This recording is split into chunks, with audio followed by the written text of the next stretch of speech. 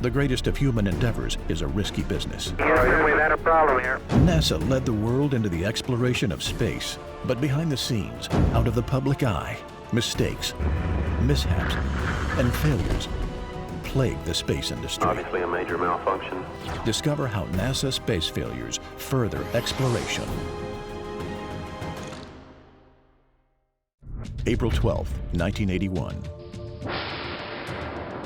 Earth's pioneer reusable spacecraft, NASA Space Shuttle Columbia, blasts out of the Kennedy Space Center to the cheers of millions worldwide on its first mission into space.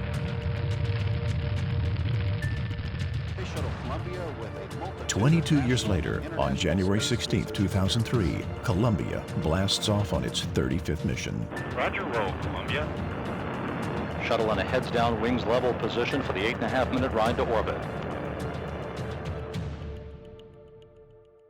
As the mission enters its 16th and final day on orbit, 80 experiments have been completed in fluid physics, material science, and life science. It has been a successful mission all around, and it's time to return to Earth. Mission Control runs all of its system checks and clearance protocols and examines weather reports to confirm conditions for Columbia's landing. We are commenting on the cloud cover because all of a sudden this cloud bank had come in and it gotten very dark and a very low ceiling, so we were commenting, is it going to be okay for them to land? And talking with those folks, they're like, oh, they'll be fine, they'll clear. And at 8:10 a.m., February 1st, 2003, pilot Willie McCool calmly drops Columbia out of orbit to begin the long glide home. At 8:45 a.m., the external temperature rockets up to 1,600 degrees Celsius, 3,000 degrees Fahrenheit, so routine that the crew shoots a video as they descend. Then suddenly, everything goes wrong. At 8:54 a.m., the crew systems officer in Mission Control announces low readings in the left wing's hydraulic sensors, off the scale low. Hydraulic return instrumentations. No, sir, there's not. We've also lost the nose gear down talkback and the right main gear down talkback. GNC flight. 4 minutes later, the shuttle crosses into Texas from New Mexico at 20 times the speed of sound. 60 seconds later, the low-pressure readings disappear altogether. Capcom reports the signal loss, and Mission Commander Rick Husband clicks his comm button and starts to respond, but never completes Columbia's final radio transmission. We're also off.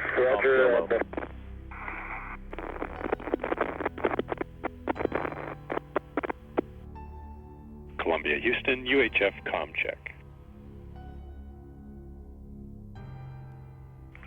Columbia, Houston, comm check. Columbia, Houston, UHF comm check. I was not reporting any RAF at this time.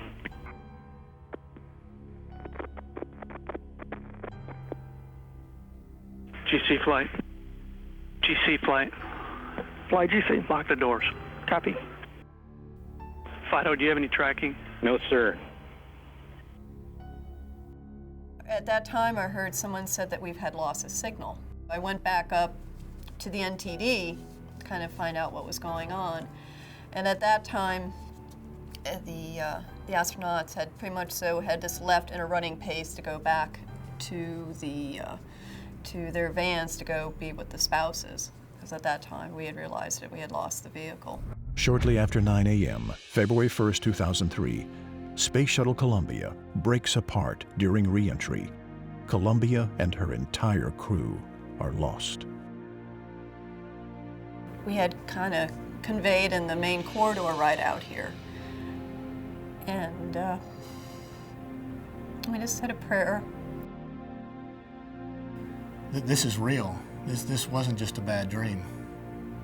That was a tough day there. In the past, because of the Challenger incident, we often held our breath when the orbiter was ascending. And of course, when we had SRB separation, everybody took a deep sigh, but we never considered what could happen during re-entry. Or we were hopeful that nothing would happen during re-entry, and now it did.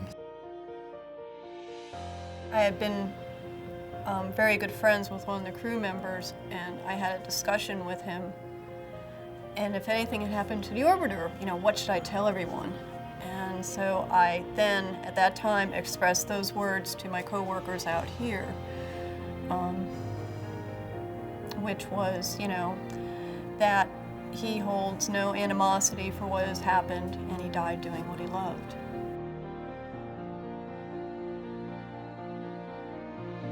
NASA's response is immediate. Ground all space shuttles, find out what happened, and make sure it never happens again. And do it quickly. The International Space Station and NASA's future depend on it.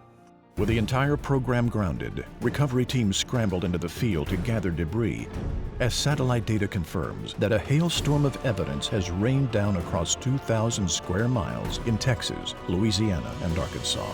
Investigators will have their hands full as Space Shuttle Columbia finally returns to Kennedy Space Center, one piece at a time. Evidence of Columbia's destruction makes its way to Kennedy Space Center. It's delivered to a dedicated hangar where the 84,000 pieces of debris are reassembled, when possible, and laid out on a grid representing the space shuttle. Initially, because of the high altitude breakup, we weren't that hopeful that we were going to get that much of the orbiter back that would tell us enough information to really help solve the accident. Less than 40% of Columbia is ultimately recovered, but it's enough for investigators to begin looking for answers. One of the worst tragedies in NASA's history has left the entire space agency with an uncertain future. Grief and confusion combined with a growing concern for the fate of the International Space Station. Just a few miles down the road from the recovery hangar, ISS modules, trusses, and solar arrays are being prepped and ready to fly. It's enough space hardware for 9 shuttle missions. Building the ISS is the #1 priority for the Space Shuttle program. Well, it was before the Columbia disaster. NASA's former chief astronaut and International Space Station commander Peggy Whitson has spent more time in space than any woman on Earth. The station would not have been built. The shuttle itself is our truck that brings up a lot of the big cargo. Also brings home a lot of the scientific data, the actual samples that need to come home. We had to decrease the crew size on board the International Space Station in order to just maintain the station. Our focus on board the station changed because we couldn't implement the scientific priorities that we had in mind for that time period. We couldn't continue the assembly. It was very important at that point in time. Besides the American components, hardware from 3 international space agencies at a cost of billions of dollars sits on the ground, now with no way to get to space. Everything has been designed especially to fit in the space shuttle's payload bay. There is no other rocket system in the world that can carry the components. Back at the hangar, teams of engineers are assembled to learn what happened, how it happened, and how to make sure it never happens again. We knew we had to do a recovery or a salvage operation of the debris, and we knew we had to set up to do a reconstruction of the debris based on trying to find all that, gather all that information out of the debris and focus it in an investigation. Although technical expertise is the key to finding the answers NASA seeks, the team is driven by much more than professional pride. How do you view a family member? I mean, it's basically the same thing. You spend a lot of your life out here working on an orbiter, and it becomes like a family member to you. A lot of people have spent their whole careers out here working on and around her. And so it hurts. While the NASA family mourns the loss and celebrates the lives of both the astronauts and the spacecraft, it is not something any of them ever want to experience again. So the search for answers is on, and it's personal. When you first start seeing the pieces come back, as well as it being an emotional task, it ended up turning to be a very daunting task. For that, you're basically now trying to identify a part by reverse engineering. The Columbia reconstruction effort was all about receiving the debris from the field recovery sites. It was then taking that debris and identifying it as best we could, laying it out in context with each other so that you could see the parts next to each other, identify the fracture surfaces, the dings, the dents, the burn marks, and try to see what the debris was telling you, to be objective about the debris, to let the debris speak to us, not go in there with any preconceived notions or scenarios as to how the accident occurred or why the accident occurred. Just let the debris speak for itself. When the re-entry data recorder is found intact in Texas, investigators hope for more answers. It's shown that the fatal damage originated between leading edge panels, 8 and 9. The debris is telling, at least from a TPS standpoint, that we had some type of breach between RCC panels 8 and 9. Whatever happened, it wasn't like this big gaping hole and we were missing an RCC panel. Or whatever it was very small. You can see a direct hot air flow that came out from in between the RCC panel and our first row of tiles. It's the only damage. It's unique in its appearance and in its physical properties. There's almost a complete lack of any metallic hardware. Basically, it's all been melted away. That molten residue has been deposited on the backside of the panels. And you can see distinct flow patterns coming up the sidewall of those particular tiles, heading in an aft direction. For that to get to that state, it has to see temperatures over 3,100 degrees. When Columbia hit the atmosphere at over 20 times the speed of sound, and the external temperature soared to 3,000 degrees, that breach in the wing allowed superheated plasma to enter the wing, quickly dooming the spacecraft. The initial reentry, I think, is Mach 24. It's coming in at about a 40-degree angle, so it's kind of coming in like this, and it's basically plowing its way in. The friction of the orbiter hitting the atmosphere will start creating a surface tension called plasma, and the plasma is pulsating glow. At that time, too, that friction also starts the vehicle heating up. Mach 18 is approximately the speed they'll be going over peak heating, which is about 3 miles per second, and that hole allowed airflow to go into that spar area. And I shouldn't say airflow because that makes it sound very passive. It was hot plasma gas. With the breach confirmed by the physical examination of the wing and the analysis of information on the data recorder, the question remains, what caused it? Something has to hit it, something has to pierce it, something has to fail. Part of the investigation team reviews every frame of video from the launch. A piece of insulating foam is filmed breaking off the external fuel tank a minute and a half into liftoff. The foam loss is not a new thing and has become almost routine, but this piece hits Columbia's left wing as the shuttle speeds away from the launch pad. Debris cloud was almost the length of the elevon, and that really surprised us because we're thinking that that hit had to be very strong and powerful in order to create that type of debris field. But how could a piece of insulation destroy a space shuttle? The shocking answers will fundamentally change the space industry. And with growing international pressure from International Space Station partners, NASA would have to create a miracle of engineering, and fast. The intense Columbia investigation confirms a breach in the leading edge of the left wing caused the loss of Columbia and her crew. But what caused the damage? After bombarding a reconstructed wing with various sizes of foam at varying speeds, investigators have their shocking answer at last. A piece of foam traveling 530 miles per hour can puncture the wing. It is proven beyond reasonable doubt that the piece of foam that broke off during launch landed the fatal blow to Columbia. Fundamental root cause was loss of foam debris from the bipod ramp and striking the orbiter and causing damage. As that particle comes off the tank and really is slowed down, and the orbiter essentially runs into the particle. The investigation's focus turns to the foam. The full space shuttle is comprised of the orbiter, the space shuttle main engines, the solid rocket boosters, and the external tank, or ET. The 154-foot external tank supplies fuel to the space shuttle main engines during launch and ascent. The ET is actually comprised of 2 fuel tanks. The forward tank, called the LOX tank, contains over 146,000 gallons of liquid oxygen. The rear LH2 tank contains 395,000 gallons of liquid hydrogen.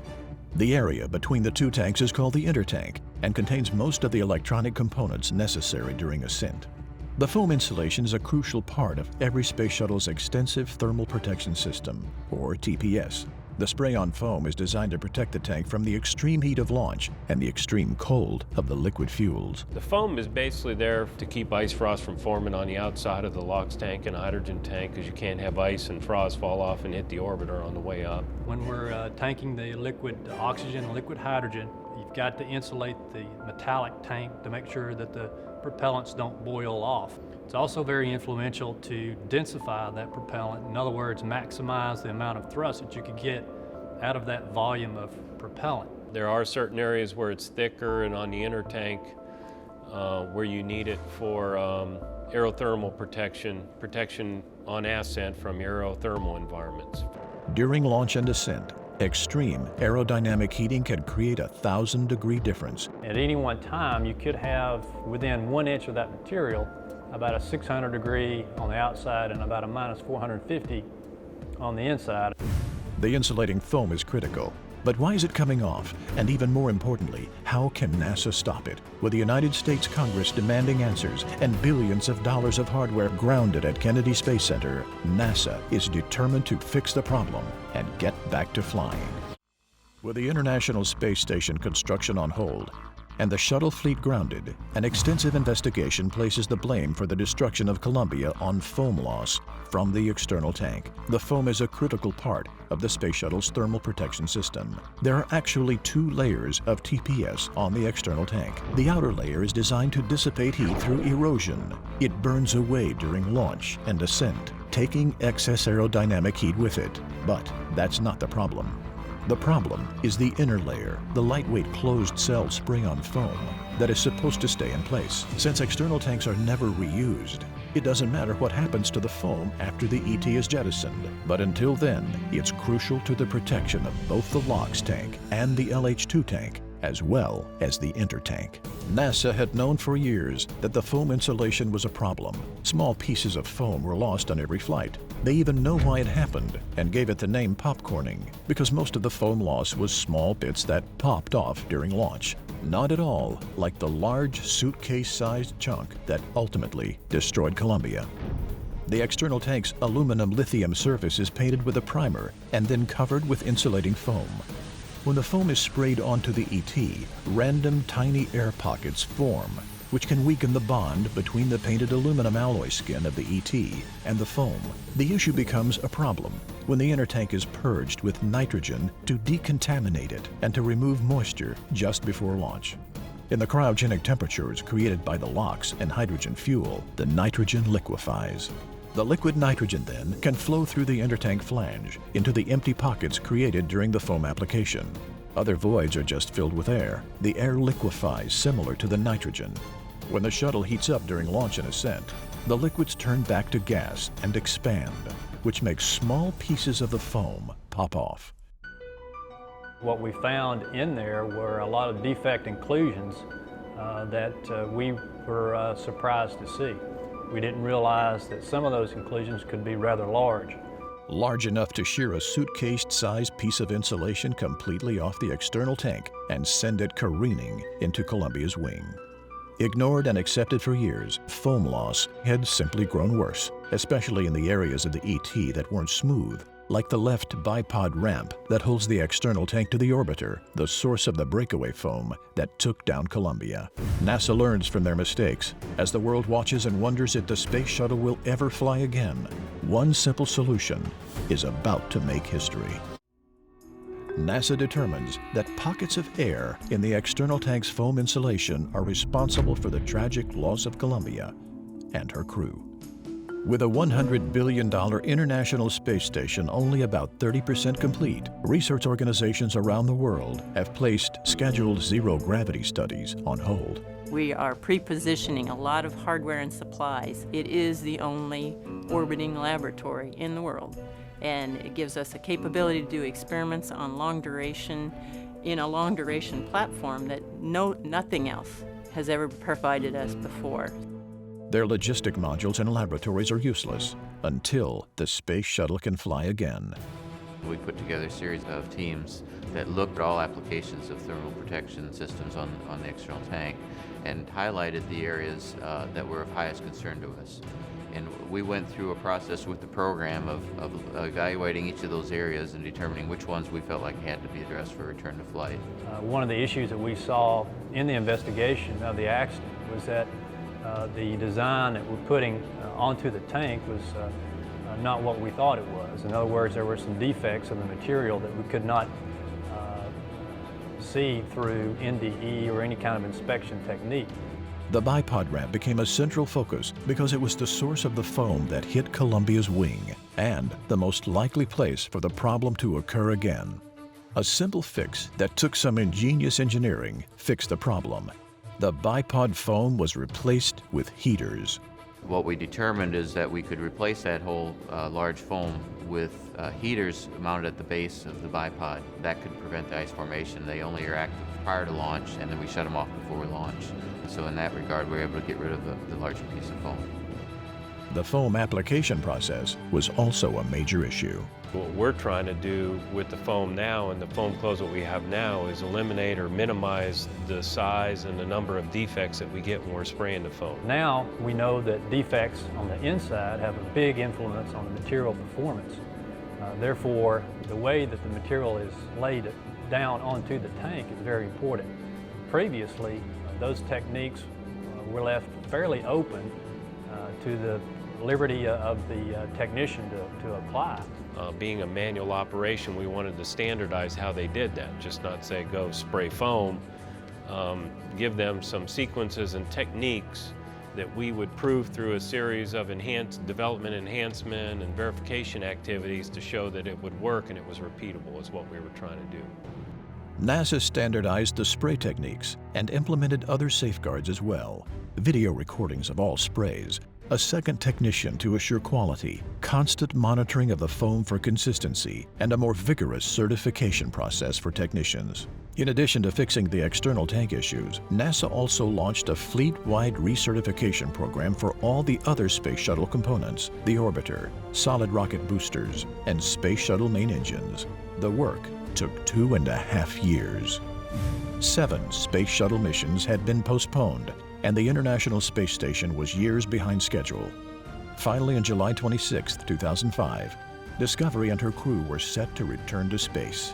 NASA hung their hope on all they had learned. Would it be enough?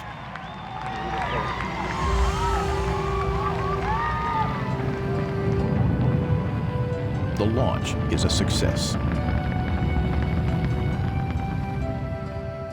Discovery spent 13 days and 21 hours in space. Along with resupplying the International Space Station, their primary mission was flight safety evaluation and testing, and Discovery and her crew came home. Ultimately, the $100 billion International Space Station was completed and stands as one of the greatest construction projects in human history. The international cooperation, I think, provides something that we will look back on later and say, hey, that was the first really big peacetime project that so many countries pulled together and completed it. Along with providing a platform for scientific advancement and discovery, the ISS symbolizes global cooperation and demonstrates what is possible when the best of humanity comes together. The Space Shuttle program ended with the final flight of Atlantis in 2011, after 30 years of building, improving, and learning how to operate in the great beyond. 0 and liftoff, the final liftoff of Atlantis on the shoulders of the Space Shuttle. America will continue the dream. Roger roll, Atlantis. Houston now controlling the flight of Atlantis. The Space Shuttle spreads its wings one final time for the start of a sentimental journey into history. Today, NASA is using all the knowledge it acquired over those 3 decades to venture past Earth's orbit to Mars, where the new Orion spacecraft will land the next generation of the courageous family of space explorers. It obviously isn't an easy thing to transition to a new program, a new vehicle. I hope that we will be as successful in transitioning, if not more so, but it's important that we try. Explorers who are driven by the spirit of discovery, and even when faced with the worst tragedies, innovate, fix the problems, and ultimately become better. To go further and discover more.